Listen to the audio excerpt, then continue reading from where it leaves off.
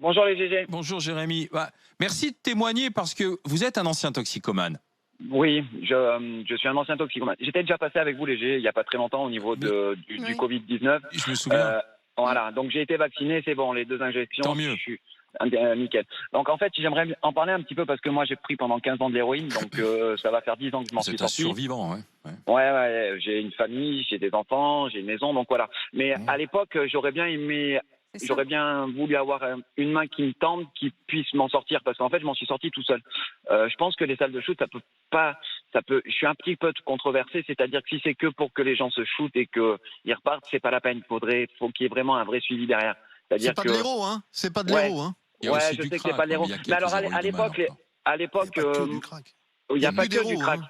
Non, mais il n'y a pas que du crack, Étienne, pardon, c'est ton obsession. Mais à la Riboisière, mais renseigne-toi sur la salle de shoot de Gare du Nord, la Riboisière, où il y a quand même 400 passages par jour. Des gens qui viennent de banlieue de province.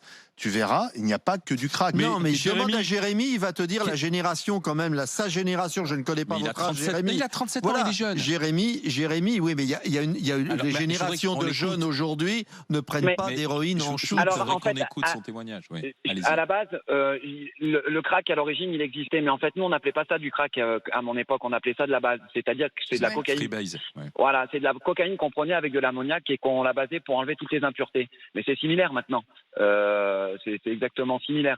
Mais à l'époque, bon, c'était pas pareil. Est-ce qu'il faut les mettre en place, ces salles de consommation alors? Moi, je pense qu'il faut les mettre en place, mais il faut trouver des endroits stratégiques. C'est-à-dire que, voilà, faut les mettre en place.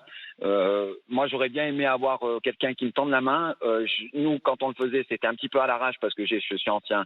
Bon, j'ai fait des rêves parties, j'ai fait énormément de bêtises dans ma vie, dans ma jeunesse. Mais je peux vous dire que des fois, c'est vraiment des chiens. Faut voir dans l'état, dans comment ils arrivent à se shooter. Moi, je me suis jamais shooté. J'en ai vu dans ma vie, mais je me suis jamais shooté. Mais il faut voir dans les conditions. Vous preniez sous quelle forme? Vous le sniffiez? Ouais, je sniffais et je le fumais.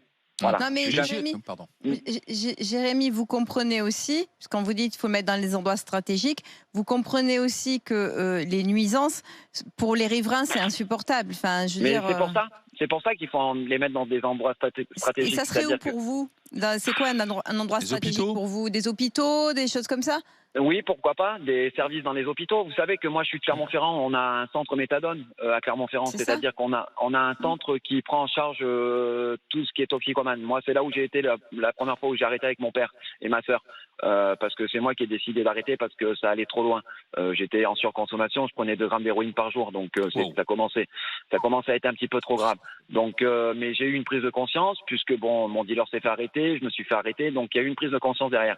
Mais il y a des centres méthadone. Il faudrait peut-être en mettre un petit peu plus. C'est-à-dire que, voilà, il y a des spécialistes. Oui. Jérémy, juste là, je comprends ce que vous êtes en train de dire. Déjà, vous faites partie de cette génération qui ne shootait pas, mais qui prenait, qui sniffait. Et aujourd'hui, donc, on avait une substitution. Heureusement, à un moment, il y a eu une substitution. D'ailleurs, plutôt pour empêcher le sida que pour lutter contre la toxicomanie, qui s'appelait la méthadone.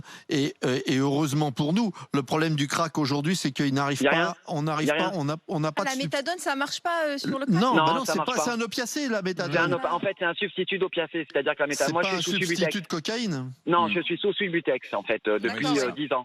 Le Subutex, c'est de la buprénorphine. C'est une molécule. Est-ce qu'on peut imaginer, comme l'expliquait Rafik Mati tout à l'heure, des lieux comme ces salles de shoot ou salles de consommation, mais dans des structures hospitalières avec tout le personnel nécessaire et éventuellement, si le toxicomane doit être pris en main, de pouvoir le monter d'un étage. Tu te rends compte de ce que tu dis? Mais oui, je me rends compte de ce que je dis. Est-ce que tu te rends compte qu'aujourd'hui, par exemple, la psychiatrie a disparu en France? Est-ce que tu te rends compte qu'on n'a plus formé de médecins?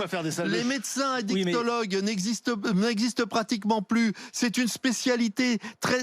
Moi, j'ai travaillé avec des addictologues. C'est un enfer à trouver un médecin addictologue. Il faudrait reformer des toubibs.